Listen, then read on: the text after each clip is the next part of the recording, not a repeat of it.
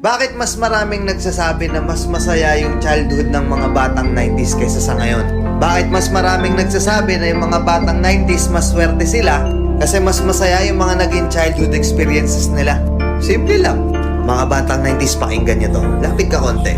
Nung panahon natin hindi pa uso cellphone. Hindi pa uso yung puro Mobile Legends, lalaro ka sa cellphone, manonood ka sa cellphone.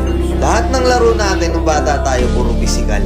Naalala mo pa ba yung lalabas ka sa hapon para lang makipaglaro sa mga kaibigan mo? Yung tipong nababadtrip ka na kasi nabuburot ka na sa laro. Pero tuloy ka pa rin kasi masaya ka makipaglaro sa kanila. Yung tipong lalabas ka ng alas 3 ng hapon hanggang alas 6, hindi ka na pwedeng magpagabi kasi mapapalo ka. Pero yung maiksing oras na yun para makapaglaro ka, pakiramdam mo ang haba-haba na. Naalala mo pa ba? Pag galing mo sa eskwela, madaling-madali ka kasi may papanoorin ka pa. Oo, kasi yung mga palabas sa TV noon, puro pambata pa.